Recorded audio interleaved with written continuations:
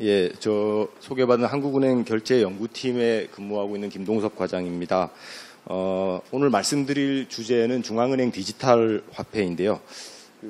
비트코인이나 가상통화는 뭐 많이 들어본 분들이 계시겠지만 이 중앙은행이 발행하는 디지털 화폐라는 용어나 개념에는 익숙하지 않으신 분들이 많을 것 같습니다. 사실 중앙은행 디지털 화폐가 아직 주요국 중앙은행들 가운데서 실제로 발행한 사례도 없고요. 주로 어떤 학술적이나 기술적인 어떤 목적에서 주로 연구 목적에서 실험적인 어떤 논의가 이제 막 시작되고 있는 개념이기 때문에 익숙하지 않으신 게 어쩌면 당연할 수 있다고 생각이 되고요. 오늘은 중앙은행들과 금융기관들 또 학계 그리고 국제기구에서 왜 중앙은행 디지털 화폐에 대해서 관심을 갖게 되었는지 그리고 또 주로 어떤 논의가 지금 진행되고 있는지에 대해서 간략하게 소개해 드리는 것을 목적으로 하고 있습니다. 미리 결론부터 말씀을 드리면은 사실 한국은행을 포함해서 주요국 중앙은행들 가운데서 가까운 장래에 지금 현금과 같이 모든 경제 주체 누구나 쉽게 이용할 수 있는 형태의 디지털 화폐를 직접 발행할 가능성은 크지 않다라는 게 일반적으로 알려져 있는 견해인 것 같습니다. 하지만 중앙은행 디지털 화폐와 관련해서 이루어지고 있는 논의들을 통해서 지금 현재 화폐와 또 금융 시스템이 어떤 과정을 거쳐서 발전해 왔고 지금 또 어떻게 작동되고 있으며 어떤 과정을 통해서 안정적으로 실물 경제 활동을 뒷받침할 수 있는지를 좀 보다 더 정확하게 이해할 수 있는 그런 기회가 되었으면 하는 바람입니다. 오늘 말씀드릴 순서는 우선 이제 중앙은행 디지털 화폐에 대한 논의가 시작되게 된 어떤 배경을 간략하게 살펴보고요. 다음에는 좀 더 구체적으로 중앙은행 디지털 화폐가 무엇을 말하는지 그 정의와 그리고 어떻게 설계하고 운영할 수 있겠는지에 대해서 좀 더 구체적으로 살펴볼 예정입니다. 그리고 또 기존에 존재하는 다른 형태의 기존 통화들과는 어떻게 다른지 구분도 한번 해볼 거고요. 끝으로 이제 중앙은행이 디지털 화폐를 발행한다라고 하면은 어떠한 점을 고려해야 되는지를 기술적인 측면, 그리고 정책적 측면, 그리고 법률적 측면으로 나눠서 살펴보겠습니다. 발표 내용을 들으시다 보면 아실 수 있는 내용이긴 하지만 이 자료가 최근 이제 중앙은행들 그리고 BIS 국제기구 등에서 이루어지고 있는 중앙은행 디지털 화폐에 대한 논의를 소개하는 것이고요. 한국은행이 중앙은행 디지털 화폐를 발행한다라는 걸 전제로 작성된 건 아니라는 점을 미리 높아시면서 말씀드립니다. 자, 먼저 논의 배경부터 말씀드릴게요. 이 중앙은행 디지털 화폐라는 중앙은행 디지털 화폐에 대한 관심이 비트코인과 같은 가상통화와 전혀 무관하게 시작되었다라고 말씀드리기는 사실 어려울 것 같습니다. 하지만 비트코인이 빠르게 확산돼서 기존의 어떤 금융 시스템과 화폐를 전면으로 대체하게 되고 그래서 금융기관들이나 중앙은행이 지위를 위협받을 가능성이 있기 때문에 여기에 대응하기 위해서 중앙은행 디지털 화폐를 발행하는 게 아니냐 그런 거는 사실 전혀 아니고요. 그런 차원이라기보다는 오히려 이제 비트코인이나 아니면은 여타 암호자산 또 가상통화라고도 요즘 부르는 암호자산이라고도 부르는 그 가상통화 그 자체보다는 그 기반 기술로 개발된 블록체인과 또 분산원장 기술에 대한 관심이 금융권과 산업계 전반에 한 2014년, 5년 비트코인 가격이 2013년에 많이 올랐다가 떨어져서 비트코인 자체에 대한 관심은 많이 죽었었는데 블록체인 기술에 대한 관심은 오히려 그때부터 많이 확산된 시기가 있었습니다. 그때부터 관심이 많이 높아졌었고 그래서 중앙은행도 그런 분산원장 기술을 활용하면은 국민 개개인이나 아니면은 일반 기업들을 대상으로 전자적 형태의 화폐를 직접 발행하고 유통 관리할 수 있는 게 아니냐라는 착안을 한 사람들이 점점 많아졌습니다. 기존의 블록체인 기술이 나오기 전에는 중앙은행이 굳이 국민 개개인이나 아니면은 일반 기업들까지들 대상으로 해서 전자적 형태의 화폐를 발행하고 유통 관리할 수 있는 능력이 있느냐 하기도 어렵고 만약에 할 수 있다고 하더라도 상당히 그건 비효율적이다라고 생각하는 사람들이 많았는데 이제 분산원장 기술이 개발되면서 보다 안전하고 효율적으로 거래를 처리할 수 있는 기술이 생기면서 어떤 가능성이 제기됐다고 볼 수 있는 것이죠. 그래서 이제 기술이 예전에는 불가능했다면 이제 가능한 어떤 새로운 기술이 나타났는데 한번 이 기술을 이용해서 디지털 화폐를 발행해 보면 어떻겠느냐라는 게 논의가 시작된 첫 번째 배경이라고 말씀드릴 수 있겠습니다. 두 번째로는 또 중앙은행 디지털 화폐에 대한 관심이 높아진 또 다른 이유로는 지급 수단으로서 현금의 이용이 크게 꾸준히 감소하고 있다는 점을 들 수 있겠습니다. 뭐 그동안 정보통신 기술이 많이 발달하면서 현금은 아무래도 좀 불편하기도 하고 거추장스럽기도 하고 이런 식으로 인식하는 사람들이 점점 많아졌고요. 전 세계적으로 현금을 대신해서 뭐 신용카드라든지 모바일 뱅킹, 뭐 간편 결제 수단 등 비현금 지급 수단을 이용하는 그런 비중이 매우 높아지고 있습니다. 뭐 우리나라도 마찬가지고요. 실제로 이제 여기 사진에 있듯이 우리나라에서도 현금 없는 매장이 이제 시범적으로 운영이 되기 시작하고 있고, 스웨덴 같은 북유럽 국가들은 아예 은행들도 현금을 취급하지 않는 그런 점포들도 많습니다. 그리고 이제 저금리 등이 주로 이유가 됐겠지만 현금을 뭐 실제로 거래를 하면서 쓰는 경우가 많지 않다고 하더라도 뭐 장롱이나 금고 속에 그냥 가치 저장 목적으로 보유하는 수요는 또 많이 늘어났기 때문에 보통은 뭐 GDP 대비를 보든 아니면 그 금액 자체를 보든 화폐 발행 잔액은 또 늘어나는 경우가 많거든요. 근데 이제 스웨덴 같은 경우는 뭐 실제 화폐 발행 잔액도 저기 파란색 그래프에서 보시듯이, 파란색 선에서 보시듯이 이제 줄어드는 현상이 나타나기 시작하고 있습니다. 이렇게 현금 이용이 계속 줄어들게 되면은 그래도 이제 모든 사람들이 다 현금을 이용하지 않는 건 아니기 때문에 현금을 이용하겠다는 사람들의 불편이 상당히 큰 문제가 될 수 있습니다. 현금을 이용하려고 해도 뭐 받아주는 경우가 잘 없고, 또 현금을 찾으려고 해도 ATM이나 은행 지점에 가서 현금을 구하기도 쉽지 않아질 수도 있고요. 또 다른 한편으로는 이 사람들이 현금을 실제로 갖고 있기 때문에 중앙은행 그리고 통화정책과 일반 국민들 간의 어떤 연결고리나 매개, 접점의 역할을 하는데 그런 접점이 좀 약화될 수 있다는 우려도 있을 수 있고, 제일 구체적으로는 이제 중앙은행이 디지털 화폐를 발행하지 않는 상황에서 민간이 운영하는 은행이나 카드 시스템, 민간 지급 결제 시스템에 대해서 과도하게 의존을 하게 되면 그런 시스템이 만약에 오작동을 한다든지 아니면 시스템이 마비되는 경우에 경제에 큰 혼란이 발생할 수도 있고, 또 지급결제 산업이 특성상 그 독과점 문제, 특정 네트워크 효과 때문에 특정 소수 기업에게 집중되는 경향이 있는데, 그런 경우에는 독과점 문제가 심각해질 수 있다라는 여러 가지 우려가 발생했습니다. 이처럼 현금의 유용성이 떨어지고 있고 또 현금에 대한 수요가 많이 줄어들고 있는 데 대해서 중앙은행이 어떻게 대응할 것인가에 대한 고민이 시작되었고, 그 중에 하나가, 그 해결책 중에 하나가 디지털 화폐를 직접 발행하는 건 어떻겠느냐라는 논의가 시작되게 되었습니다. 세 번째로는 이제 2008년도 금융위기가 발생하면서 이제 그때 비트코인이 처음 등장했죠. 그리고 그때 이 금융위기가 비트코인이 등장하고 또 확산된 배경이다라는 뭐 의견도 있긴 한데, 다른 한편으로는 그 금융위기로 인해서 마이너스 금리를 도입할 필요성이 있었고, 그 마이너스 금리에 대한 논의를 하는 과정에서 중앙은행이 디지털 화폐를 발행하는 게 어떻게 하느냐라는 학계의 논의가 활발하게 진행되어 왔었습니다. 2008년도에 실제 이제 금융위기가 발생하고 경기 위축과 자산 가격 급락이 아주 심각한 상황에서 중앙은행이 물가 안정 목표를 달성할 수 있을 만큼 금리를 충분히 인하하려면 제로보다 낮은 마이너스 금리 수준으로 내려가야 되는데, 이제 제로금리 하한으로 잘 알고 계신 개념이겠지만 이자가 마이너스가 되면 사람들이 은행에 돈을 맡기지 않고 다 현금으로 찾아버리면 되는 거죠. 현금으로 찾으면 되는 그런 문제 때문에 이제 금리는, 명목금리는 제로 수준 이하로는 인하할 수 없다라는 문제가 생겼고요. 그런 전제가 되는 이후에는 애당초에 이제 돈은 플러스든 마이너스든 금리가 부과되지 않는 거다라는 사실을 사실 기본 전제로 하고 있는 내용인데요. 역사적으로 따져보면은 돈에 마이너스 금리를 부과해야 된다라는 주장은 금융위기 이전에 1930년대 케인즈가 있던 시절부터 많이 있었었고, 또 실제로 그렇게 마이너스 금리를 화폐에 적용하는 실험도 있기는 했었습니다. 그 실비오 게젤이라는, 혹시 들어보신 분이 있을지 모르겠는데 경제학자가 돈에다가 마이너스 금리를 적용했는데, 돈도 이제 생명이 있어서 매년 5%씩 가치가 떨어져야 된다. 그래서 빨리 쓰도록 해야 된다. 유통을 시켜야 된다라고 주장한 바가 있었었고, 1932년에 오스트리아의 보겔시에서는 실제로 이렇게 마이너스 금리가 적용되는 화폐를 발행해서 유통한 적도 있습니다. 이게 뭐 정식 화폐는 아니고 지역 화폐이기는 한데요. 여기 보시면, 오른쪽에 보시면 여기 스탬프를 찍는 게 있죠. 돈을 쓰려면은 계속 스탬프를 받아야 되고, 이 스탬프는 액면 금액의 1%씩 매일. 그래서 돈을 빨리 안 쓰고 가지고 있으면 한 달 지날 때마다 1%씩 세금을 내야 되는 거죠. 그래서 가치가 이제 마이너스 금리가 실질적으로 적용되게 되는 건데, 뭐 가능하긴 하지만 상당히 번거롭지 않습니까? 이게 매번 한 달 지날 때마다 들고 가서 어딘가에 도장을 받아와야 되고 하는 과정이 상당히 번거롭기 때문에 실물 형태의 화폐에는 뭐 현실적으로 마이너스 금리를 적용하는 게 어렵다.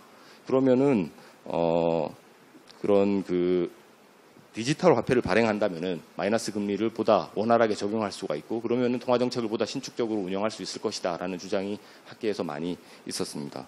또 그 로거프 교수 같은 경우는 화폐의 종말이라는 책에서 뭐 그런 측면뿐만 아니라 이제 화폐가 익명성으로 인해서 범죄라든지 부패, 자금 세탁 그런 부정적인 목적으로 많이 사용되고 있기 때문에 현금을 발행을 중단하거나 최소한 어떤 고액권 발행을 중단하고 그래서 이제 현금에 대한 수요는 디지털 화폐를 발행해서 대체를 하게 된다면은 뭐 경제가 훨씬 더 좋아질 수 있다라는 주장을 또 책으로 펼친 사례도 있습니다.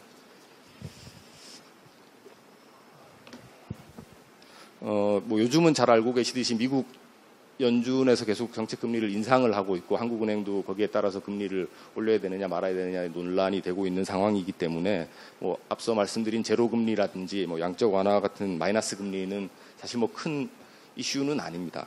대신 이제 중앙은행들은 은행 간 자금 결제가 이루어지는 거액 결제 시스템과 같은 지급 결제 시스템의 분산 원장 기술을 적용해서 어떻게 효율성과 안전성을 제고할 것인가라는 데 큰 관심을 갖고 또 실험을 많이 실시하고 있습니다. 오른쪽 표에 이제 주요국 중앙은행들의 관련 실험이나 연구개발 사례들이 정리되어 있는데요. 제일 밑에 보시면 한국은행도 이제 분산 원장 기술을 이용해서 은행 간 자금 이체 모의 테스트를 작년에 실시한 바가 있고요. 그 결과를 발표한 적도 있습니다.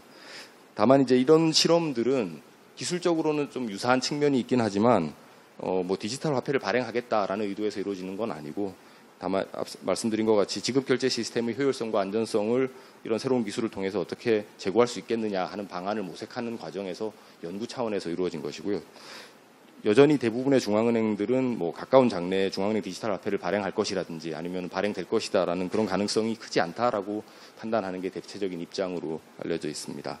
이제 그럼에도 불구하고 영란은행이나 캐나다 중앙은행 그리고 BIS 같은 국제기구들은 중앙은행 디지털 화폐가 만약 발행된다면은 어떤 영향을 미칠 것이냐, 특히 통화정책과 금융안정에 어떤 영향을 미칠 수 있고 또 중앙은행 디지털 화폐를 실제로 발행하려면 어떤 형태로 설계를 해야 되느냐에 대한 관심을 많이 갖고 이제 학술적인 측면에서 관심을 많이 가지고 또 연구를 간헐적으로 발표를 하고 있고요. 한국은행에서도 작년에 이와 관련해서 외부 공동 연구를 실시한 게 있습니다. 사실 오늘 말씀드리는 강의 내용은 이 같은 그런 국내외 논의들을 이제 소개하는 형태로 이제 진행을 하겠습니다. 이제 중앙은행 디지털 화폐에 대해서 좀 더 이제 자세히 살펴보겠는데요. 먼저 이제 중앙은행 디지털 화폐라는 게 아직 뭐 존재하지 않는 개념이고 어떻게 만들지 설계하기 나름인 그런 개념이다 보니까 뭐 명칭이나 정의가 사실 확립되어 있지는 않다고 말씀드릴 수 있겠습니다. 이제 보통은 명칭을 보시면 중앙은행 디지털 화폐 해서 센트럴뱅크 디지털 커런시라고 불리고 있는데 뭐 경우에 따라서는 중앙은행 암호화폐다 해서 크립토커런시라는 용어를 쓰기도 하고 이제 디지털 형태인 은행권이다라는 점을 강조해서 디지털 뱅크노트라고 이렇게 부르는 사람들도 있고요. 뭐 부르기는 나름이고 이게 뭐 가상통화도 비슷하죠. 가상통화가 맞느냐, 암호화폐가 맞느냐, 암호자산이다 뭐 여러 가지 명칭의 혼란이 있듯이 새로운 개념이 등장하면 뭐 어쩔 수 없는 현상인 것 같습니다. 그리고 이제 디지털 화폐의 명칭뿐만 아니라 이게 뭐냐라고 정의를 하려고 그러면 더 어려운 이제 난관이 발생하게 되는데 특히 뭐 이렇게 존재하지도 않는 것을 정의할 때는 이게 뭐다라고 구체적으로 정의를 하는 것보다는 오히려 이건 뭐가 아니다라는 형태로 정의를 하는 게 더 이해도 쉽고 간편한 경우가 많이 있습니다. 그리고 재량 이해의 폭이 넓어지기 때문에요. 이 같은 차원에서 이제 올해 초에 BIS 산하에 있는 지급결제위원회인 CPMI와 금융시장 통화정책위원회인 마켓커미티가 공동으로 보고서를 작성해서 발표한 게 있는데 그 보고서에서는 CBDC를 그 기존 지급준비금이나 결제계좌의 예금은 아닌 예금과 다른 형태의 다른 전자적 형태의 중앙은행 발행 화폐다. 중앙은행이 발행한 전자적 형태의 화폐이긴 하지만 기존 지급준비금과 결제계좌는 아닌 것, 그게 아닌 어떤 다른 것이라고 정의를 이렇게 포괄적으로 했습니다. 왜 그렇게 정의를 했느냐에 대해서 말씀을 드리면은 이미 이제 중앙은행이 디지털 화폐를 발행을 많이 하고 있거든요. 그게 이제 잘 알고 계실지도 모르는 그 지급준비금, 지준예금 또는 이제 중앙은행의 은행들이 예치하는 결제 계좌의 예금입니다. 이제 중앙은행이 일반 개인들한테는 뭐 현금과 주화만 발행하고 있지만 그 금융기관들한테는 이제 전자적 형태의 예금을 이미 발행하고 있는 거고요. 이 돈은 이제 은행들이 기본적으로 예금을 수취하고 지급 준비금으로 또는 뭐 결제를 하기 위한 자금으로 한국은행에다가 예치를 한 금액이고, 지준 예금을 이용해서 이제 금융기관 간 최종적인 자금 결제가 이루어지는 형태로 지금 금융 시스템이 운영이 되고 있습니다.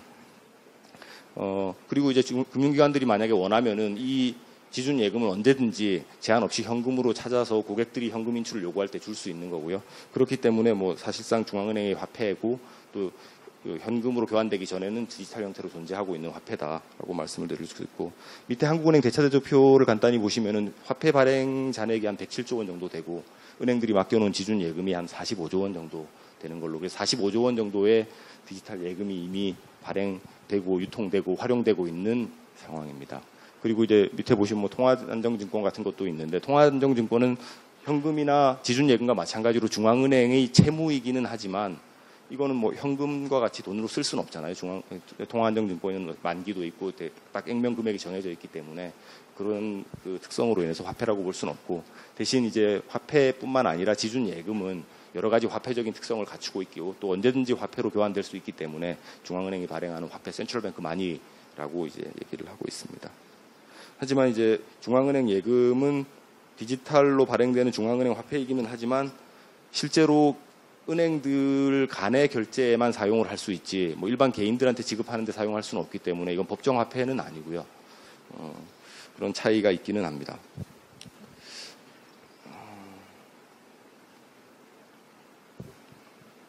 그러면 이제 중앙은행 디지털 화폐를 어떻게 실제로 구현을 할 것이냐, 실제로 중앙은행 디지털 화폐를 발행해야 되겠다라고 마음을 먹으면 어떻게 이걸 설계할 수 있겠느냐에 대한 문제를 설명드릴 텐데요.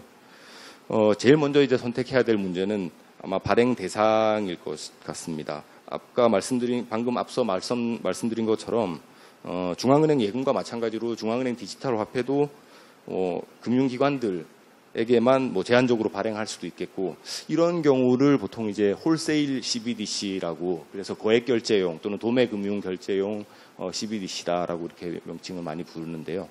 그러면 기존에 이미 금융기관들은 중앙은행 디지털 형태의 중앙은행 화폐인 그 지준 예금을 이용할 수 있기 때문에 그 차이가 뭐냐라는 게 이제 문제가 될 수 있고, 이제 굳이 뭐 차이가 별로 없다면은 뭐 굳이 이걸 새로운 형태의 CBDC라는 말을 만들어서 불러줄 이유는 없겠죠. 그래서 다만 이제 만약에 기존의 금융기관들만 이용할 수 있다라고 하더라도 분산원장 기술이 적용된다라든지 아니면 스마트 계약 같은 새로운 기술이 적용이 돼서 금융기관 간 지급결제 시스템의 안전성과 효율성을 제고할 수 있다라면은 어떤 금융기관들만 이용할 수 있다라고 하더라도 어떤 새로운 정도의 제한적인 거액결제 전용 CBDC라고 볼 수는 있겠다라고 이제 분류를 하고 있습니다. 다만 이제 뭐 이미 상당수 금융기관들이 예금 형태로 전자적 형태의 중앙은행 화폐를 이용하고 있기 때문에 뭐 이런 홀세일 CBDC가 도입된다라고 해서 거시 경제적인 영향이 직접적으로 크지는 않을 거다라는 게 뭐 일반적인 견해고요. 두 번째로는 이제 그 화폐의 발행 대상을 크게 확대해서 개인들이나 일반 기업에까지 이제 CBDC 중앙은행 화폐를 디지털 형태의 화폐를 발행을 하는 경우를 가정할 수 있고, 이 경우는 이제 범용, 그래서 금융기관들도 물론 쓸 수 있지만 개인들도 뭐 자기가 원하는 어떤 목적으로든 다 사용할 수 있다라는 차원에서 범용 CBDC, 제너럴 퍼포스 CBDC, 또 경우에 따라서는 뭐 이게 소액 결제용 CBDC라고 부르는 사람들도 있습니다.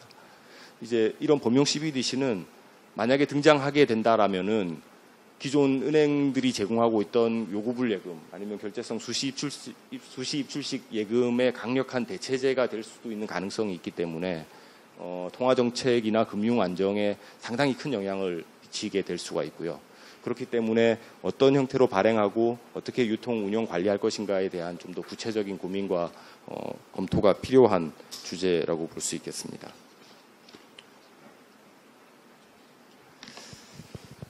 다음에 선택해야 될 중요한 어떤 특징은 이제 중앙은행 디지털 화폐를 어떻게 설계할 것인가인데, 뭐 한마디로 말씀드리면은 비트코인과 마찬가지로 P2P 방식, 블록체인 기술을 적용할 것이냐 아니냐라는 문제를 선택을 해야 될 것이고요. 이제 보통은 이런 그 분산원장 기술을 적용하느냐 마느냐의 문제를 계좌 방식을 선택할 거냐 아니면 토큰 방식을 선택할 거냐라는 문제로 바꿔서 얘기를 많이 합니다. 이제 계좌 방식이라고 하면은 각 개인별로 아니면 기관별로 참가하는 기관별로 고유한 어떤 계좌 번호를 주고 이제 계좌별로 그 거래 내역을 장부나 어떤 데이터베이스에 이제 얼마가 입금됐고 얼마가 출금됐고 지금 잔액은 얼마고 누구한테로 갔는지 이런 것들을 쭉 기록을 해놓는 거죠. 그래서 이미 뭐 은행 예금이라든지 중앙은행 예금이든 모두 이런 중앙 집중형인 계좌 방식으로 설계가 되어 있는 상황이고요. 따라서 이제 중앙은행 디지털 화폐를 계좌 방식으로 발행하겠다라고 선택을 하게 되면은 이거는 단순히 이제 그전에는 금융기관들, 지금 현재는 한국은행에 한 150개 내외의 금융기관들만 한국은행의 계좌를 가지고 금융거래를 할 수 있는데 이걸 4천만 명, 5천만 명, 대한민국 개인들 모두에게 이제 계좌를 다 확대를 해주면은 뭐 중앙은행 디지털 화폐가 계좌 방식의 디지털 화폐를 구현할 수 있게 되는 거죠. 그 외에 이제 계좌 방식이 아니고 분산 원장 기술을 쓰면 어떻겠느냐라는 얘기를 할 때 이제 이걸 토큰 방식이라고 얘기를 하는데요. 토큰은 여기 계신 분들 중에 학생들이나 이렇게 이용해보지 않은 분들도 계실지 모르겠는데 예전에 버스 탈 때는 토큰이라는 게 있었잖아요. 이렇게 토큰을 내면 이제 버스 요금을 이제 구입할 수가 있었는데 이 토큰은 그 자체로 어떤 가치를 가지는 건 아니지만 사람들이 약속을 해서 어떤 가치를 갖는 걸로 약속을 해서 이제 유통되고 사용되는 것들을 다 통칭해서 토큰이라고 부릅니다. 우리말로는 이게 토큰을 이제 증표다라는 용어를 쓰는데 혹시 기억하실지 모르겠는데 올해 초에 법무부에서 이제 가상통화 규제 관련 논란이 있었을 때 그때 법무부에서는 가상통화, 비트코인을 가상통화라고 부르면 안 되고 이거는 가상증표라고 불러야 된다라고 이제 자료를 냈었었는데 그때 그 증표가 이 토큰을 말하는 겁니다. 그리고 보통 또 다르게 생각할 수 있는 토큰의 대표적인 예가 카지노 같은 데서 사용하는 칩들. 그 칩이 사실은 뭐 플라스틱 조각이지만 그 카지노 안에서는 현금과 언제든지 교환될 수 있고 또 사용할 수 있는 거잖아요. 그리고 그런 의미에서 지금 여러분들이 사용하고 있는 종이 지폐, 동전도 다 토큰입니다. 토큰이 이 종이 지폐가 사실 종이 조각에 불과하고 그 종이 자체로는 아무런 가치가 없지만 사회에서 어느 정도의 가치를 갖는다, 일정한 가치를 갖는다라고 약속을 하고 있기 때문에 그래서 유통되고 있기 때문에 토큰이 되는 거고요. 그래서 만약 이제 그런 계좌 방식, 기존의 중앙 집중형 시스템을 이용하지 않고 분산 원장 기술을 이용해서 중앙은행 디지털 화폐를 발행하게 된다면 이것도 기본적으로는 토큰 방식으로 이제 분류를 하고 있는데요. 물론 이제 제가 오늘 블록체인 기술에 대해서 설명드리지는 않지만 이 블록체인에도 보면은 그 퍼블릭 키라고 해서 계좌랑 비슷한 어떤 전자지갑 같은 개념이 존재를 하고는 있지만 이제 이게 토큰이냐 아니냐를 구별할 때 이 블록체인 기술을 적용하게 되면은 지급 수단 자체, 만약에 누가 나한테 돈을 줬다라고 했었을 때 그 돈이 진짜인지 아닌지를 확인하는 방식에 있어서 누구나 그 자체의 진위를 확인할 수 있고 또 확인을 해야 되는 그런 과정을 거치게 되는데 그게 마치 현금을 주고받을 때 이 현금이 진짜 위조 지폐인지 아닌지를 주고받는 사람들이 직접 서로 확인을 할 수 있고 확인을 해야 되잖아요. 그런 것과 같은 토큰과 같은 그런 유사한 속성을 가지고 있기 때문에 이걸 토큰 방식이라고 일단은 분류를 하고 있습니다. 다만 이제 그 중앙은행 디지털 화폐를 분산 원장 기술을 기반으로 해서 토큰 방식으로 발행한다고 하더라도 그 비트코인과 마찬가지로 어떤 프루프 오브 워크에서 그 신뢰를 확보하기 위해서 많은 그 자원의 낭비라든지 비효율성이 존재하는 그런 공개형 블록체인 기술을 이용하지는 않을 거고요. 대체로는 어떤 그 폐쇄형 방식, 그래서 어느 정도의 신뢰를 전제로 어떤 참가자들 간의 제한이 있는 방식으로 설계를 할 것이기 때문에 그런 비효율성의 문제는 크지 않을 걸로 일반적으로 예상하고 있습니다.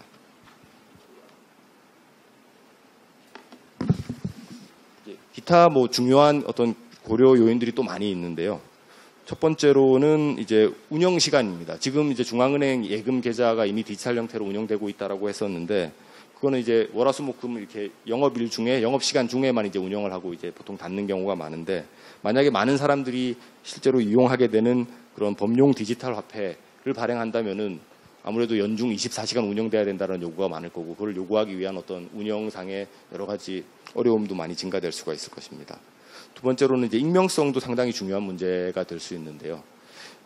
사실 사람들이 이자도 안 주고 불편하고 여러 가지 뭐 문제가 많은 현금을 여전히 많이 보유하고 또 이용을 하고 있는 거는 뭐 두 가지 요인이 있을 수 있는데 한 가지는 은행이 만약 파산해서 내가 맡긴 예금을 돌려주지 않으면 어떡하느냐 하는 어떤 신용 리스크에 대한 우려 때문일 수도 있지만 사실 지금은 그런 우려는 사실 거의 크진 않고 그보다는 어떤 현금이 제공하는 높은 익명성의 장점이 상당히 큰 이유 중에 하나일 것이다라는 생각이 일반적이고요. 그리고 익명성이 뭐 앞서도 로고프에서도 말씀드렸다시피 뭐 탈세라든지 범죄 자금, 자금 세탁 같은 어떤 그런 뭐 부정부패 같은 좋지 않은 목적, 부정적인 영향도 또 많이 효과도 많이 갖고 있기는 하지만 사생활 보호 필요성이라든지 특히 뭐 정부의 개인에 대한 감시, 빅브라더 출연에 대한 우려 같은 것들을 또 동시에 고려하면은 어느 정도 익명성이 제공되는 지급 결제 수단을 정부가 계속 제공하는 게 맞지 않느냐라는 의견도 또 사실 있습니다. 그래서 어떤 그런 두 가지 어떤 그런 특징들 중에서 두 가지 요소들의 어떤 그 밸런스를 잘 맞춰서 어떤 균형점을 찾아내는 것이 또 필요할 수도 있겠고요. 또 이제 가장 중요한 이슈는 과연 이제 이자를 지급할 것이냐 말 것이냐의 문제입니다. 사실 처음 이제 중앙은행 디지털 화폐에 대한 논의가 시작된 게 통화 정책을 보다 신축적으로 이용할 수 있고 마이너스 금리를 적용할 수 있기 때문이라고 말씀드렸는데 막상 돈에 이자가 지급되느냐, 지급할 것이냐라는 건 상당히 또 실제로 적용하기에는 아주 복잡한 문제일 수가 있거든요. 그래서 만약에 이자를 지급한다면은 이자를 지급할 것인지를 먼저 고민을 해야 되고 이자를 지급한다면은 또 어느 정도 수준의 금리를 지급하는 게 타당할 것이냐라는 것도 상당히 중요한 정책적인 문제가 될 수 있을 것입니다. 만약에 중앙은행 디지털 화폐에 상당한 수준이라고 하면 국채라든지 예금 금리와 근접해 있는 수준의 금리가 지급된다라고 하면은 아마 중앙은행에서 디지털 화폐를 사용하려고 하는 사람들이 훨씬 더 많아질 가능성이 많고 특히 뭐 금융시장이 불안해서 아니면 금융 시스템에 대한 불안이 높은 시기에는 안전자산을 원하기 때문에 특히 이제 중앙은행 디지털 화폐에 대한 수요가 크게 늘어날 그런 가능성도 있을 것으로 예상되고 있습니다. 이렇게 중앙은행 디지털 화폐를 구체적으로 어떻게 설계하느냐에 따라서 중앙은행 디지털 화폐가 얼마나 확산될 수 있느냐 아니면 확산되지 않을 것이냐가 또 결정되기도 하고요. 그런 확산 여부에 따라서 통화정책이나 금융안정 그리고 국가경제 후생에 어떤 영향을 미칠 것인지 또 다시 결정을 짓게 되기 때문에 중앙은행 디지털 화폐를 만약에 발행하게 된다라면 어떻게 중앙은행 디지털 화폐를 디자인하고 어떻게 운영할 것인가에 대한 여러 가지 정책적인 어려운 문제들이 새롭게 등장할 가능성이 많다라고 보실 수 있겠습니다. 뒤에는 이제 이런 그 앞에 설명드린 내용을 바탕으로 이제 중앙은행 디지털 화폐를 어떻게 설계하느냐에 따라서 기존에 존재하는 화폐들과 어떻게 비교될 수 있겠느냐라는 내용인데요. 여기 이 그림은 그 BIS 보고서에 있는 이제 꽃잎 모양으로 4차원의 벤 다이어그램을 그린 거거든요. 네 가지 요소로 이제 분류를 했습니다. 그 발행 대상에 제한이 있느냐 없느냐, 형태가 디지털이냐 아니면 실물이냐, 그리고 발행 주체가 중앙은행이냐 아니냐, 그 다음에 기반 기술이 토큰 방식이냐 계좌 방식이냐 이렇게 분류를 한 거고요.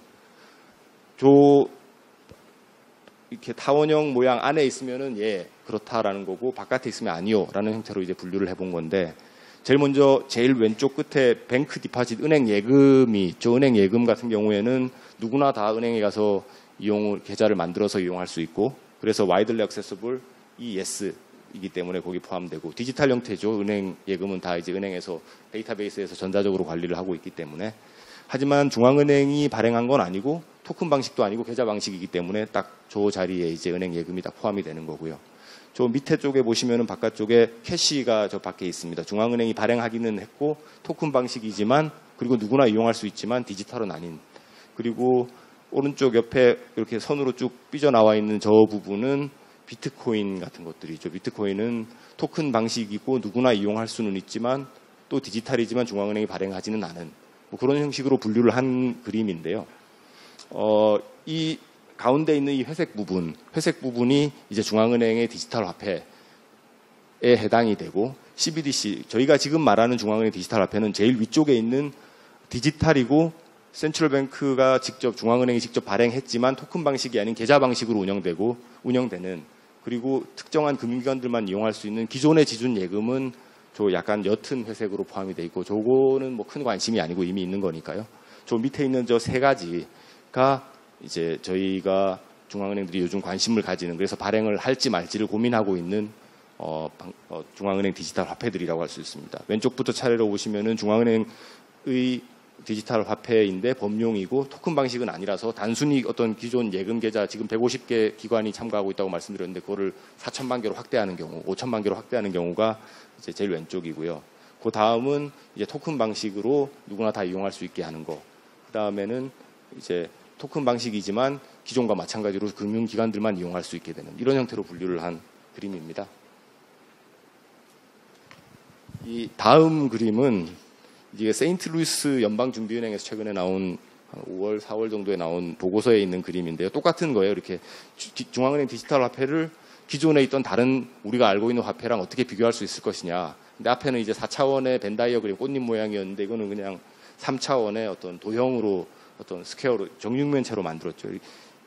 요즘 보면은 이렇게 중앙은행 디지털 화폐에 대한 보고서를 쓸 때는 어떻게 머리를 잘 써서 이렇게 창의적인 새로운 그림을 만드느냐에 대한 경쟁이 벌어지고 있는 것처럼 이렇게 재밌는 그림들이 많이 나오는데 뭐 이것도 사실 똑같은 내용입니다. X축에서는 보면은 뭐 중앙은행 X축에서는 이게 실물이냐 아니냐, 피지컬이냐, 버추얼이냐, 레프리젠테이션을 얘기하고 있고 이게 뭐 실물이냐 디지털이냐랑 같은 얘기고 저 오른쪽에 저 안쪽에 있는 저거를 Y축이라고 봐야 되나요? 화폐 발행이 독점적이냐, 모노폴리가 있느냐 아니면 컴페티티브하냐라는 거는 중앙은행이 발행하느냐 아니냐랑 앞에랑 같은 얘기고 저기 이 Z축 마지막 저 세로축은 이제 어떻게 거래가 처리되느냐 해서 분산형 방식이냐 아니면은 중앙 집중형 방식이냐가 사실 뭐 토큰 기반이냐 계좌 기반이냐랑 거의 같은 얘기라고 보실 수 있겠습니다.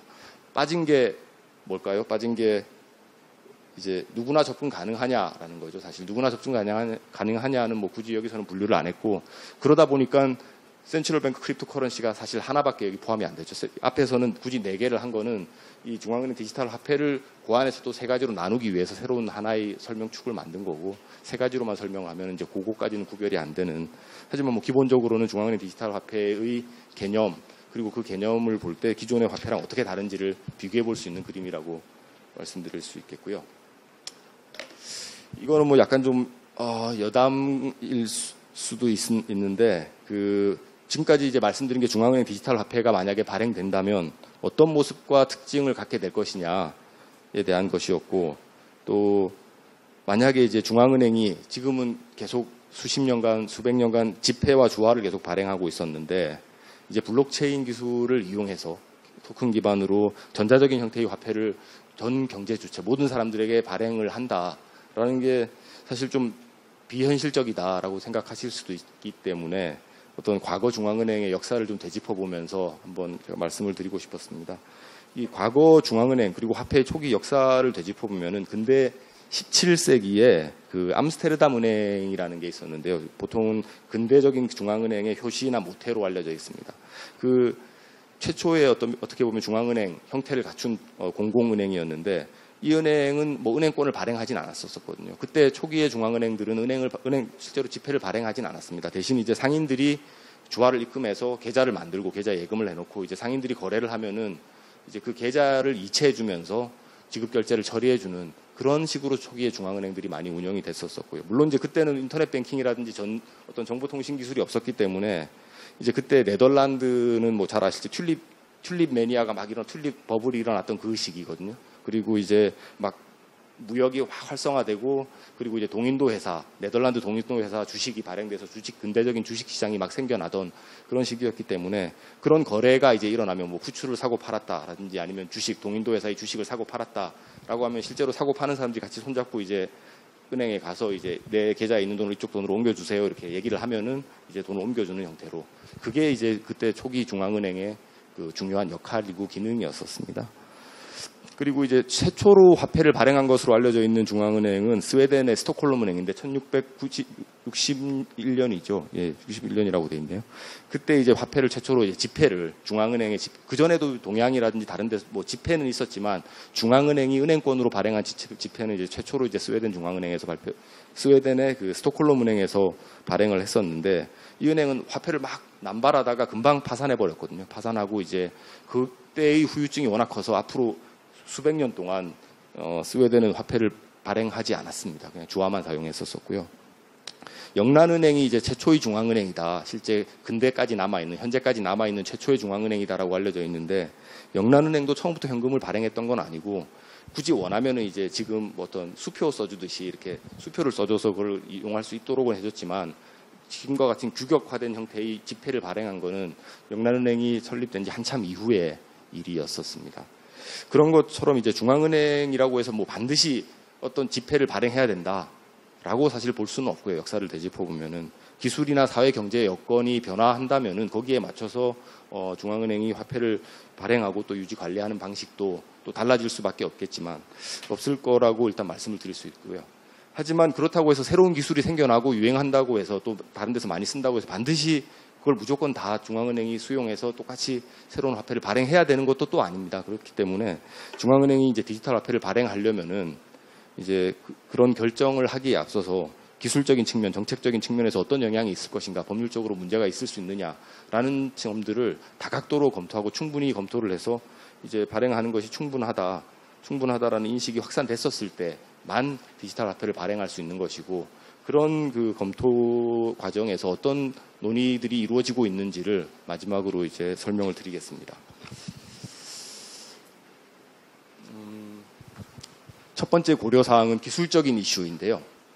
이제 기술에 대한 검증이 상당히 많이 필요하겠습니다. 중앙은행 디지털 화폐는 민간에서 운영하는 지급결제 시스템보다 보다 높은 수준의 안전성과 신뢰성을 확보할 필요가 있고 또 효율성도 사실 높아야 될 것입니다. 잘 아시겠지만 은행들도 한 번씩 이렇게 시스템 마비가 일어나서 밤에 갑자기 이체가 안 된다라든지 이런 경우가 많이 발생하고 또 해킹 사고도 많이 일어나지 않습니까? 그게 만약에 그 중앙은행이 운영하는 디지털 화폐 시스템에서 그와 같은 일이 발생한다라고 하면은 어떤 그런 그 국민 경제에 미치는 그런 금융 시스템에 미치는 혼란이 더 클 수도 있고 또 금융 시스템 전반에 대한 신뢰가 크게 훼손될 수도 있기 때문에 일반 그런 그 금융기관들 민간 금융기관보다도 훨씬 더 높은 수준의 어떤 안전성과 또 신뢰성, 보안성을 확보할 필요가 있습니다. 특히 중앙은행 디지털 화폐가 도입된다라고 하면은 그때 특히 이제 미국에서 이런 걱정을 많이 하고 있는데 미국에서 중앙은행 디지털 화폐를 발행하면은 이제 전 세계의 테러리스트들이랑 해커들이 그리로 다 몰려들어서 이제 집중적인 공격 대상이 될 수밖에 없고 그렇기 때문에 지금의 기술 수준에서는 이걸 감당할 수가 없다라는 식의 의견을 많이 얘기를 하고 있습니다. 그리고 이제 한편으로는 분산원장 기술이 어떤 많은 가능성을 갖고 있다고 알려졌기 때문에 이런 논의가 촉발된 측면이 있는데 왜 하필 분산원장 기술을 굳이 써야 되느냐에 대한 근본적인 질문도 사실 여전히 남아있는 상황입니다. 지금 이제 그 소액, 여러 개인들이 사용하는 소액 결제 시스템이라든지 금융기관들이 이용하는 거액 결제 시스템이 이미 상당히 효율적으로 잘 작동을 하고 있습니다. 거기에 반해서 그 분산원장 기술은 아직도 사실 아주 초기 단계의 발달 과정일 뿐이고 사실 뭐 그다지 효율성과 안전성이 높은지에 대해서는 그런 검증을 거친 바가 없고요.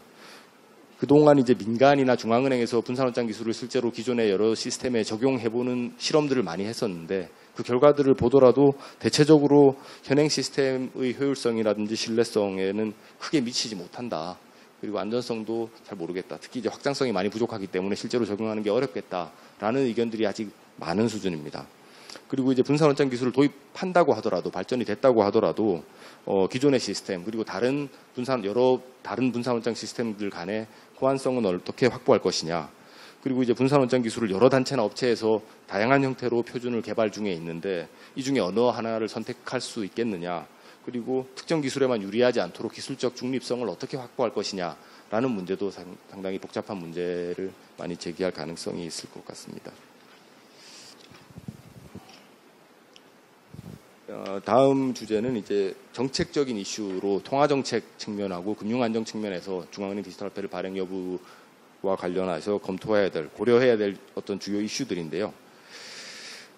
최근에 이제 중앙은행들이나 뭐 국제기구에서 이런 주제에 관해서 상당히 학술적으로 이게 재미있는 흥미로운 측면을 많이 가지고 있기 때문에 논문들이 많이 나오고 있습니다. 최근에 그 이제 통화정책에 대해서 먼저 살펴보면은 대체적으로는 CBDC 중앙은행 디지털 화폐가 도입된다라고 하더라도 기존의 어떤 현행 통화정책 운영 및 작동 메커니즘에는 큰 변화는 없을 것이다라는 견해가 일반적으로 많이 있습니다. 이제 지금 통화정책이 어떻게 뭐 운영하느냐를 제가 뭐 말씀드리려고 하는 건 아니고요. 기본적으로 이제 정책 금리가 결정이 되면 정책 금리가 이제 단기 자금 시장에서 이루어지는 단기 자금 시장 금리가 정책 금리 수준에 유지되도록 공개 시장 운영을 통해서 이제 관리를 하게 되는데 그때 그 공개 시장 운영을 하기 위해서는 어떤 현금이라든지 아니면 정부 예금의 입출금을 잘 전망을 해야 되는 그런 불규칙 요인들이 있습니다. 이렇게 만약 추석 때 같으면 이제 용돈을 주기 위해서 막 돈을 많이 찾게 되면은 은행들 지준이 이제 많이 부족해지게 되거든요. 그런 불규칙 요인들을 잘 전망을 해야 되는데 그런 영향을 주는 지준수에 영향을 주는 또 하나의 새로운 변수, 새로운 불규칙 요인 정도에 불과하고 그렇기 때문에 뭐 공개시장 운영을 할 때 약간의 어려움이 변동성이 커지기 때문에 약간의 어떤 그 어려움이 생길 수는 있지만 그 과정에서의 기본적인 메커니즘은 전혀 뭐 달라지지 않는다라는 게 그 BIS 마켓 커미티의 의견이었고요. 대신 그 중앙은행 디지털 화폐의 발행 대상이 많이 확대되고 그리고 또 일정 수준의 이자가 지급되는 경우에는 금리 경로 통화정책의 어떤 정책 금리가 단기 자금 시장 금리를 통해서 뭐 은행의 여수신 금리나 아니면 장기 금리로까지 파급되는 금리 경로가 좀 더 강화되는 효과가 있을 수 있다. 그 이유가 이제 CBDC라는 어떤 대체제가 등장했기 때문에 은행들이 적어도 CBDC 금리보다 더 중앙은행 디지털 화폐의 금리보다 더 낮은 금리를 제공하면은 아무도 거기다 돈을 맡기지 않게 되기 때문에 금리를 인상하고 싶을 때 아니면 금리를 인상하고 싶을 때보다 효과적으로 이제 그 금리를 통제할 수 있게 되는 그런 효과가 있을 것이다라는 얘기를 많이 하고 있습니다. 그리고 이제 마이너스 금리가 중요한 이슈이기는 한데 뭐 CBDC를 발행한다라고 하더라도 기존의 고액권 중심의 현금이 계속 많이 유통되고 있으면은 마이너스 금리를 못하는 건 마찬가지죠. 대신 이제 마이너스 금리를 시행을 하기 위해서 현금을 없애야 되는데 현금을 없애는 데 따르는 불편을 최소화하기, 적어도 명분상으로는 현금은 없앴지만 대신 이런 중앙의 디지털 화폐가 있으니까 대신 이용하면 된다라고 말을 해서 그 현금을 없애는 정책에 대한 어떤 일반인들의 어떤 반감이라고 해야 될까요? 그런 저항을 완화해주는 정도의 효과밖에 없지 CBDC를 발행한다고 해서 마이너스 금리를 아주 쉽게 적용할 수 있지는 않을 것이다 라는 게 대체적인 어떤 그 BIS 보고서의 결론이었었습니다. 다음에 있던 슬라이드는 뭐 통화정책이 어떻게 파급되고 또 이제 공개시장 운영을 어떻게 하느냐에 대한 내용인데 뭐 이건 아마 다른 금요강좌에서 이미 다 다루었던 주제일 거라서 자세하게 설명은 안 하겠고요. 통화정책뿐만 아니라 이제 중앙은행 디지털 화폐를 발행하게 되면 금융 안정에도 큰 영향을 미칠 가능성이 있는데요. 지금 현금도 중앙은행이 발행하면은 이게 이렇게 사람들한테 그냥 막 나눠주는 거는 아니잖아요. 이렇게 중앙 현금을 발행한다라고 하면은 이제 국채라든지 그런 증권, 민간에서 보유하고 있던 증권을 중앙은행에 매입하고 그 대가로 이제 지급을 하게 되는데 CBDC도 마찬가지입니다. CBDC를 발행한다고 하더라도 CBDC를 이렇게 사람들한테 막 나눠주는 건 아니고 이제 기존에 민간에서 보유하고 있던 은행들을 통해서 간접적으로 보유하고 있던 국채를 이제 중앙은행이 사고 그 대신 이제 유동성을 이렇게 풀어주는 거죠. 지금 현금과 마찬가지로. 지금 지준과 마찬가지로 CBDC도 그런 형태로 이제 유통이 되게 될 거고요. 그렇게 되게 되면은 문제는 이제 CBDC가 점점 인기가 좋아져서 사람들이 은행 예금 굳이 내가 사용하지 않고 CBDC로 하겠다라고 해서 CBDC의 비중이 지나치게 확대되는 경우에 중앙은행 디지털 화폐가 차지하는 경제 내 비중이 너무 커지는 경우에는 여러 가지 문제, 금융안정 측면에서 문제가 생길 수도 있다라는 의견이 있습니다. 첫 번째로는 CBDC 발행이 너무 커지면 그 대가로 이제 국채라든지 민간의 은행채나 뭐 회사채 그리고 더 부족하면은 대출채권까지도 이제 중앙은행이 그 매입 대상 자산으로 사야 되는데 그렇게 중앙은행이 차지하는 금융시장 내에 비중이 너무 커지게 되면은 금융시장이 가격 발견 기능이라든지 아니면 원활한 자금 중개 기능 자체가 위축되게 될 문제가 있을 수 있고요. 또 은행들이 이제 은행 예금을 사람들이 많이 사용하죠. 이제 예금이 줄어들기 때문에 예금이 없으면은 대출해줄 돈도 없고 그러다 보니까 이제 어떤 그 자금 중개 기능이 위축될 수 있고 예금 대신 이제 뭐 금리를 많이 올려야 될 수도 있고 아니면 예금 대신 시장성 은행채 같은 그런 변동성이 큰 시장성 수신에 대한 의존이 증대하게 되면서 은행들의 수익성이 약화되게 되고 은행들 수익성이 약화되는 건 금융 안정에는 당연히 좋지 않은 영향을 미칠 수밖에 없겠죠. 그리고 특히 이제 금융 위기가 발생하는 경우에는 평상시에는 뭐 이자를 좀 더 주기 때문에 민간 은행이라든지 이런데 예금을 하고 있던 사람들도 금융위기가 발생하면은 급하게 돈을 중앙은행 디지털 화폐로 옮기려고 하는 수요가 많아지게 될 것이고 이런 식으로 어떤 디지털 뱅크런이 일어나게 되면서 CBDC로 자금이 급격하게 이동하게 되는 그래서 금융 불안이 빠르게 확산되는 문제가 있을 수도 있다라는 그런 걱정도 많이 있습니다. 그래서 이제 중앙은행 디지털 화폐를 설계할 때는 이런 점들을 다 고려를 해서 이런 거 최소화하거나 아니면 이런 문제를 충분히 대처할 수 없다면 발행을 안 해야 되는 게 맞겠죠. 뭐 이렇게 다양한 얘기들을 많이 하고 있는데 그런 분석들이 이런 고려 사항들이 특히 정책적인 이슈와 관련해서는 주로 이제 실무자들이 그동안의 경험이라든지 뭐 어떤 고민을 해서 그냥 직관에 따른 그런 내용이지 실제로 CBDC가 뭐 실제 발행된 사례가 없고 데이터가 없기 때문에 또 구체적인 정의나 구현 방식 자체가 설명이 돼 있지 않기 때문에 뭐 실증적인 데이터를 가지고 실증적인 연구를 해서 이런 결론을 내린 것도 아니고 또 구체적인 정의 어떻게 정의할 것인가도 명확하지가 않기 때문에 경제 이론 어떤 모델을 바탕으로 하는 경제 이론의 바탕을 둔 분석도 사실은 지금 잘 이루어지지는 못하고 있습니다. 아직까지는.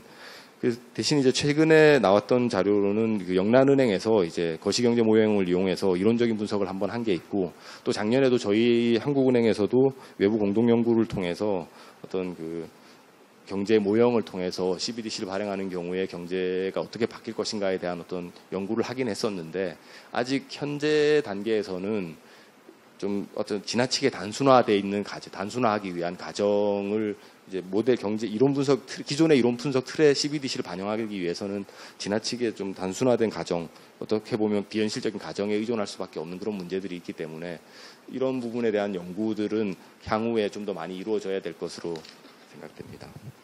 안녕하십니까. 저는 한국은행 금융결제국에서 근무하고 있는 오석은 과장이라고 합니다. 앞서 그 김동석 과장님께서 설명을 잘 해주셨는데요. 뒷부분의 그 중앙은행 디지털 화폐 이해 부분에서 법률적 쟁점에 대해서 그 말씀을 잘 드리도록 하겠습니다. 먼저 이제 제가 설명드릴 주제는 중앙은행이 디지털 화폐 발행 시 법률적 쟁점이고요. 아까 그 김동석 과장님께서 말씀해 주셨던 주요 정책적 고려사항 가운데 후단에 있는 부분입니다. 제목을 보면 이제 학술적 논의인데요. 모두의 말씀, 김동석 과장님께서 말씀 잘 해주셨는데 이게 그 중앙은행 CBDC 관련된 내용이 어떤 실행을 직접적으로 염두를 한다거나 그런 게 아니라 단순히 학술적 차원에서 지금 연구가 진행이 되고 있다라는 점을 말씀드리도록 하겠습니다. 차례 부분을 보면 이제 기본 개념, 현행법상 쟁점, 뭐 정리 이렇게 크게 세 가지로 나눴는데요. 이 자료는 제가 이제 2018년 3월 발간된 학술 논문의 어떤 주요 내용을 간략히 말씀드린 것이고요. 한국은행의 공식 견해가 아니며 집필자 개인의 견해라는 점을 말씀드리고 싶습니다. 나아가서 한국은행 또는 중앙은행이 CBDC 발행을 전제로 한다거나 그런 거는 아님을 오해 없으시길 말씀드리고 싶습니다. 크게 보면 이제 기본 개념은 이제 중앙은행 CBDC를 어떻게 만약에 발행을 한다 아니면 구현을 한다 아니면 설계를 한다라고 했을 때 어떤 방식이 있겠느냐. 모두의 말씀 뭐 잘 해주셨는데 토큰 방식이느냐 아니면 어카운트 베이스드 방식이느냐에 대해서 간단하게 언급을 할 거고요. 그리고 기본 개념에 앞서서 왜 이렇게 CBDC 발행이 논의가 되고 있는지, 이런 논의가 대두되고 있는지에 대해서 간략히 설명을 드리도록 하겠습니다. 현행법상 쟁점 사항이 있는데요. 이제 한국은행 그러니까 국내법상에서 이제 학술적 차원에서 논의할 수 있는 쟁점 사항에 대해서 제가 한번 다뤄봤고요. 이 외에도 아시다시피 CBDC 관련해서 주요국 22 관련 여러 유럽 국가 가운데 법률 제도는 너무나 많습니다. 그리고 각각의 제도, 법률 제도 자체가 대륙법이라든지 영미법이라든지 이런 게 많기 때문에 일괄해서 공통적인 사항을 딱 짚어내기는 어렵기 때문에 제가 그 우리 국내법상에서 주요 다루고 할 수 있는 어떤 쟁점을 다뤄봤습니다. 총 한국은행법, 제3법, 전자금융거래법, 예금자보호법, 개인정보법 이렇게 있는데요. 제3법은 아시다시피 민법과 상법에서 CBDC만 유통을 할 때 또는 실물화폐와 CBDC를 같이 유통을 할 때 그런 점이 있을 수 있을 것 같고요.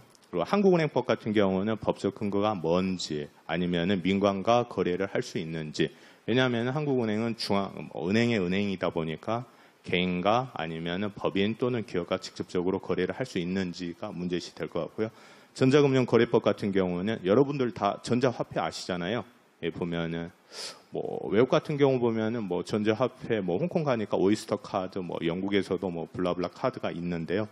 관련해서 중앙은행 CBDC가 전자금융거래법에 해당 사항이 되는지 거기에 대해서 한번 짚어보고요. 예금자보호법 같은 경우는 잘 아시다시피 이제 5천만 원 이하까지는 예금자 보호 대상이 되는데 어떤 CBDC가 예금자 보호 대상인지 아닌지 국가가 발행을 하는데 이게 직접적으로 국가가 뭐 개인 및 중앙은행이 개인 및 기업에 대해서 발행을 할 때 또는 중앙은행이 상업은행을 통해 가지고 현재 뭐 상업은행 같은 경우는 시중은행을 통해 가지고 CBDC가 유통이 될 때 그런 경우의 수를 나눠 보겠습니다. 마지막으로 이제 개인정보보호법인데요. 요즘 화두가 많이 되고 있습니다. 개인정보 침해 방지라든지 자금 세탁 방지 관련해 가지고 CBDC 관련해서는 어떤 사항이 있는지 간략하게 한번 점검해 보도록 하겠습니다.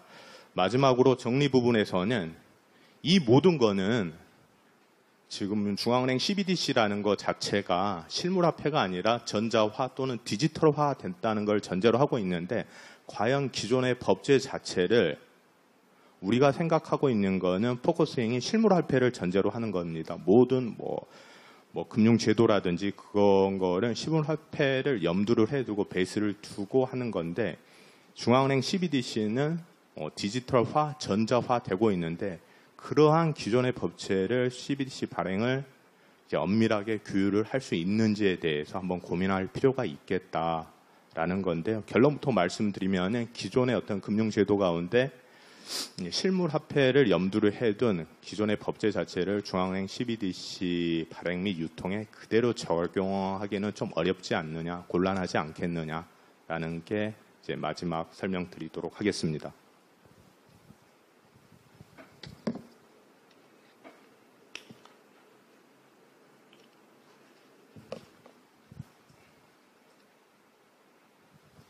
논의 배경인데요. 여기서 보면은 결국은 이제 지급결제 관련 IT 기술이라고 했을 때 최근 되고 있는 뭐 핀테크가 가장 뭐 중심이 되겠죠. 네, 핀테크 등 지급결제 관련 IT 기술이 급속도로 발전함에 따라서 중앙은행 디지털 화폐 발행에 관한 논의가 주요국 중앙은행 뭐 BIS라든지 국제기구 등을 중심으로 논의가 되고 있습니다. 근데 CBDC 같은 경우는 이제 기존 법제로 규율하기 어렵다라고 했었는데요. CBDC가 예전에 어떤 실물화폐, 법정화폐이긴 하지만 실물화폐가 아니라 디지털화되고 전자화된 형태의 화폐이기 때문에 제가 방금 말씀드린 것처럼 실물화폐 규율에 기반한 기존 법률과 제도를 그대로 적용하기는 좀 어렵지 않겠느냐라는 생각이 듭니다. 모든 화폐 또는 어떤 법률에 있어서 어떤 A라는 법률이 있으면 B라는 법률에서 A라는 법률을 준용을 할 때 그 A라는 법률의 주요 내용을 다 가정을 하고 알맞게 하는데 기존 금융 관련 법률 자체는 전자보다는 아무래도 중앙은행 실물화폐를 전제로 했기 때문에 이런 부분을 그대로 적용하기는 좀 어렵지 않겠느냐라고 하고 있습니다. 이게 보면은 지금 다 전자기기라든지 실물화폐 자체가 다 뭐 인터넷화 또는 디지털화 되어 있습니다. 예. 그리고 CBDC 발행 방식 여기서 개념을 좀 알고 가야 됩니다. 보면은 이제 개념 자체가 그 토큰 방식과 어카운트 베이스드 방식이 있는데 여기에 따라 가지고 가지에 가지를 쳐서 어떤 법제에 대해서는 토큰 방식을 적용했을 때 또는 어카운트 베이스 방식을 적용했을 때 과연 기존의 법률에서 적용을 받을 것인지 안 받을 것인지 자체가 결정이 됩니다. 이 발행 방식이 가장 중요한 개념 가운데 하나라고 볼 수 있겠습니다. 우리 보면은 상업은행에서 이제 우리 일반인들이 계좌를 할 때 A라는 은행에 가서 뭐 예금 통장을 개설을 한다라고 하면은 계좌 자체를 하나를 갖고 있습니다. 저 같은 경우도 지금 거래하고 있는 은행이 한 6개 정도 되거든요. 뭐 수시 입출 시기예금, 정기예금이라든지 계좌 방식을 갖고 있는데 보통 이제 여러분들 같은 경우는 이제 뭐 중앙은행에 계좌를 개설을 한다거나 그런 거는 지금 현재는 안 되어 있죠. 다 상업은행을 통해 가지고 하고 있고 상업은행 자체가 이제 중앙은행에 계좌를 갖고 있습니다. 중앙은행에 계좌를 갖고 있다는 거는 상업은행 간들이 자금 이체를 할 때 예를 들어서 뭐 증권 매매라든지 국고채 매매를 한다거나 아니면 통환증권 뭐 증권 매매를 한다거나 아니면은 단순히 뭐 가장 이제 큰 거 자체를 보면은 우리가 이제 저라는 사람이 오석은이라는 사람이 뭐 다른 사람 홍길동이라는 사람한테 인터넷 뱅킹을 합니다. 그럼 이건 개인 간 거래거든요. 소매기간 거래인데 그거 자체는 편리하게 즉시 자금 이체가 되지만은 제가 거래하고 있는 A은행과 홍길동이라고 뭐 거래하고 있는 B은행 간의 자금 이체, 자금 결제 자체는 중앙은행 계좌 간에서 그 다음날 일어납니다. 그러니까 결과적으로는 개인들이 갖고 있는 계좌 자체는 상업은행에서 이루어지고 있지만은 은행 간 계좌 자체는 결국은 중앙은행과 상업은행과의 어떤 관계를 갖고 있고요. 거기에서 봤을 때 이 어카운트 베이스, 중앙은행의 계좌를 개설해서 CBDC로 과연 사용할 수 있겠느냐라는 점이 문제가 됩니다. 현재 자체는 개인들이나 어떤 법인, 기업들 같은 경우는 기본적으로 상업은행 베이스고 중앙은행의 계좌를 갖고 있지는 않습니다. 그러나 만약에 이제 CBDC 설계를 할 때 어카운트 베이스를 한다라고 하면은 동 계좌를 통해서 개인 또는 법인 또는 기업들 모두 다 이용자별로 CBDC 예금이 얼마가 있겠는지 아니면 CBDC를 통한 예금 거래 내역을 잘 기록을 하고 관리를 하고 해야 되겠죠, 보면은. 근데 제가 이제 말해서 뉘앙스라는 게 개인, 기업, 법인, 뭐 단체라고 했는데 굉장히 많습니다. 보면은 관리에 대해야 할 뭐 대상 자체라든지 아니면은 거기에 대해서 장부라든지 아니면은 뭐 컴퓨터 하라든지 아니면은 보안이라든지 그런 문제 자체를 잘 검토를 하고 점검을 해야 되는 문제가 있겠고요. 토큰 베이스드는 우리가 보면은 이제 예전에 어렸을 때 보면은 뭐 버스 탈 때 뭐 토큰도 이렇게 썼었는데요. 뭐 그런 개념과 유사할 수 있겠지만은 뭐 전자 칩이라든지 IC 칩이라든지 아니면은 뭐 핸드폰이라든지 기타 전자기기를 통해 가지고 CBDC가 내장이 되어 있습니다. 그런 내장된 CBDC가 개인 간에 우리 현금을 보면은 제가 뭐 홍길동이라는 사람한테 1,000원을 준다 아니면은 뭐 예를 들어서 뭐 친한 친구에게 뭐 10,000원을 빌려주거나 아니면은 뭐 선물을 준다 아니면 자식들이라든지 아니면은 부모님들에게 용돈이라든지 뭐 이렇게 줄 때 현금 베이스처럼 실질적으로 계좌가 아니라 내장된 기기를 통해서 개인 간에 현금처럼 유동화가 되는 거죠. 네. 따라서 보면은 여기 제가 했는데 중앙은행이 있고 어카운트 베이스드 방식은 각각의 계좌 단위 있고요. 토큰 베이스드는 지금 설명드린 것처럼 어떤 전자기기 내에 CBDC 자체가 내장이 되어 있다. 이런 게 가장 큰 차이점이 있습니다. 따라서 우리가 유출을 할 수 있다는 것은 토큰 베이스드는 어떤 가치 베이스, 뭐 바로 베이스드라고 하는데요. 이용자별 보유 및 거래 내역이 어카운트 베이스하고는 달리 계좌를 통해서 집중 관리되지는 않습니다. 이런 차이점이 있습니다. 두 번째 이제 CBDC의 유통 방식입니다. 간접 유통, 직접 유통 또는 뭐 직접 유통과 간접 유통 방식이 있는데요. 간접 유통은 말 그대로 기관 자체가 한계가 더 낍니다. 여기 보면은 직접적으로 하는 게 아니라 한 군데의 어떤 중개기관 자체를 거쳐가지고 하는데 그 거쳐가는 게 어떤 데냐? 금융중개기관인 상업은행을 통하여 CBDC를 유통을 합니다. 현재 보면은 우리 현금이라든지 뭐 현금이죠. 실물 현금이거나 아니면 뭐 지준 뭐 현금이라든지 그런 거는 다 어디를 통해서 갑니까? 중앙은행이 은행을 통해 가지고 은행을 경유해서 1차적으로 은행을 경유한 다음에 개인들, 기업들, 법인들에게 그 다음에 두 번째로 가는 거고요. 따라서 현행 실물화폐 유통과 굉장히 유사합니다. 라고 볼 수 있겠고요. 직접 유통은 중앙은행이 상업은행을 거치지 않고 개인 및 기업에게 직접 CBDC를 유통하는 겁니다. CBDC 자체가 유통이 되는 거죠. 좋은 점 같은 경우 뭐 장점 뭐 이렇게라기보다는 어떤 특징이 있느냐라고 봤을 때 중앙은행 계좌의 어떤 이용 대상이 상업은행뿐 기존 현재 상업은행뿐 아니라 기본적으로 상업은행뿐 아니라 개인하고 기업 등까지 확장될 수 있다. 좀 넓어질 수 있다라는 점이고요. 다만 다수의 계좌 관리 부담이라든지 어떤 기술의 안정성 문제를 잘 고려를 해봐야 된다라는 게 이제 뭐 저희 문제라는 안전성 이런 거를 잘 점검할 필요성이 있겠다라는 게 있겠고요. 간접 유통을 그림을 그려봤는데요. 중앙은행 맨 첫 번째, 그 다음 상업은행이 있고요. 마지막에 이제 맨 마지막 단 어떤 소비자 엔드 유저 그룹인 우리 개인, 법인, 단체들이 있겠고요. 직접 유통은 가운데 그림이 사라집니다. 처음부터 다이렉트로 접촉이 되는 겁니다. 이게 이제 가장 큰 방식입니다. 현행법상 쟁점에 대해서 간략하게 말씀드리면은 이제 총 5가지를 했는데요. 한국은행법 같은 경우는 CBDC 발행의 어떤 법적 근거하고 법인 및 개인과 직접적으로 거래 제한, 거래를 할 수 있겠는지 이렇게 문제가 될 수 있었고요. 제3법 같은 경우는 마이너스 금리 정책을 할 경우 실물화폐하고 CBDC를 병행 유통을 할 때, 그리고 마지막 오롯이 CBDC만 유통을 할 때 어떤 차이점이 있겠는지 그걸 점검해 볼 거고요. 전자금융거래법은 모두에 말씀드렸던 이제 CBDC 발행과 유통이 기존 전자화폐 아니면은 금융기관, 뭐 은행들 이런 것처럼 과연 적용 대상이 되는지, 그리고 예금자 보호법은 지금 제가 방금 말씀드린 것처럼 직접 유통을 할 때, 중앙은행이 직접 유통을 할 때, 그리고 간접 유통, 상업은행을 통해 가지고 CBDC가 유통이 될 때, 그런 경우에 예금자 보호법의 대상이 될 수 있는지에 대해서 말씀드려 볼 거고요. 마지막으로는 개인정보보호법, CBDC 자체가 어떤 전자화, 디지털화 되어 있다 보니까 개인정보 침해라든지 아니면 자금 세탁 방지에 좀 유의할 필요성이 있지 않을까라는 생각이 듭니다. 예.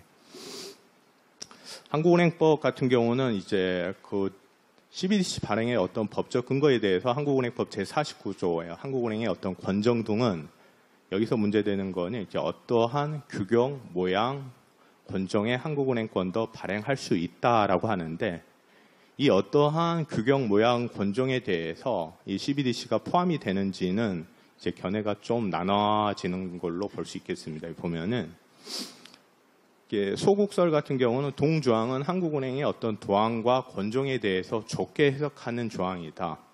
적극설 같은 경우는 아니다. 동조항은 향후 급변하게 될 어떤 즉결제 기술의 발전 및 사회 환경 변화 등을 염두를 했기 때문에 이 한국은행법을 이렇게 여러 가지로 해석할 수 있다라는 견해가 있습니다. 예.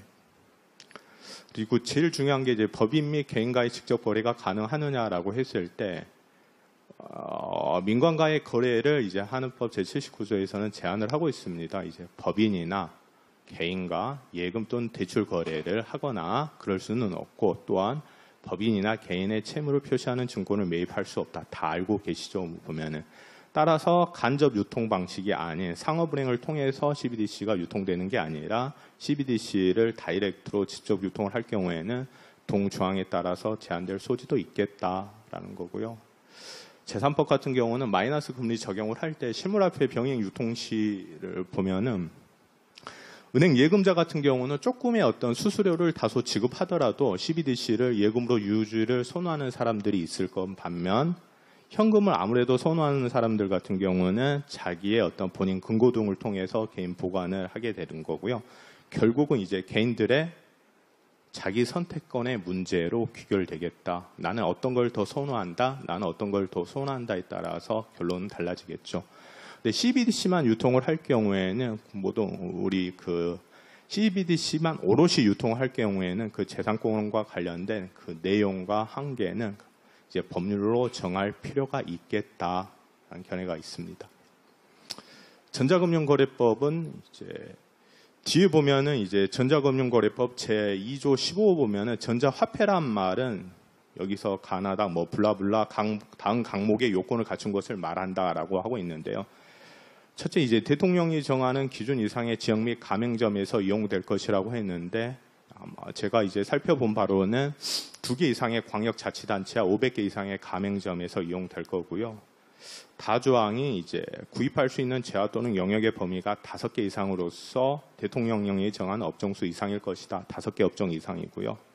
그리고 현금 또는 예금과 동일한 가치로 교환되어 발행될 것, 발행자에 의하여 현금 또는 예금으로 교환이 보장될 건 있는데, 여기서 좀 저희가 유추해 볼 수 있는 게 마지막 말하는 게 발행자에 의해서 그 현금 또는 예금으로 교환이 보장될 거라고 하는데, 기본적으로 전자화폐 같은 경우는 민간이 발행을 하고 있습니다. 근데 우리가 모두에 말씀드린 것처럼 CBDC는 누가 발행을 하느냐라고 보면은 중앙은행이 발행을 하고 있기 때문에 전자화폐 자체는 아예 해당 사항이 없겠다.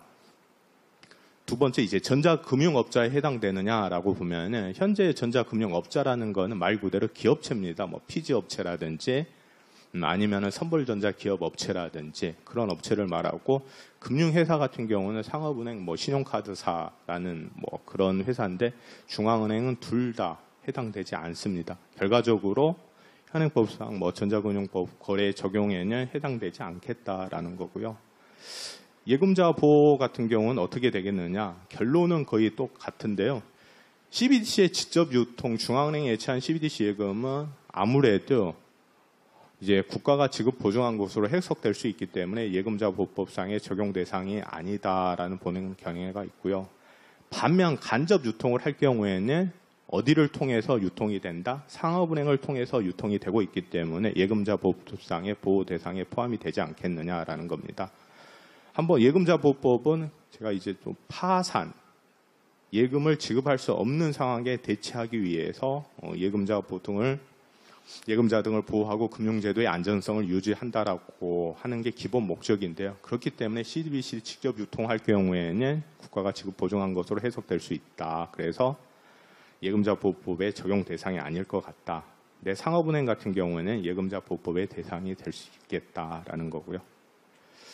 개인정보보호법은 이제 트레이드 오프 관계가 있습니다. 보면은 잘 아시다시피 개인정보를 더 많이 보호를 한다라고 했을 경우에는 실질적으로 익명성이 조금 더 낮아지는 효과가 있겠고요. 만약에 익명성을 조금 더 뭐 높은 방향으로 제고를 한다라고 했을 때 그런 개인정보 같은 경우는 어떻게 되겠느냐? 뭐 논란의 소지가 있겠죠. 보면 CBDC를 간접 유통이 아니라 직접 유통 방식으로 구현할 경우에는 앞서 말씀드린 것처럼 관리해야 될 계좌라든지 아니면 어떤 개인정보 양이 방대하기 때문에 개인정보 침해가 발생하지 않도록 유의를 해야 되겠다.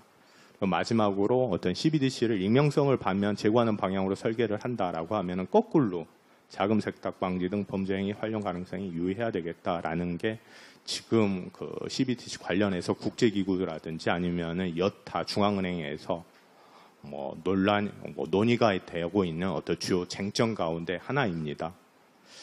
개인정보라는 거는 뭐 성명이라든지 우리 보면은 개인 식별 정보라고 보면 알 수 있겠고요.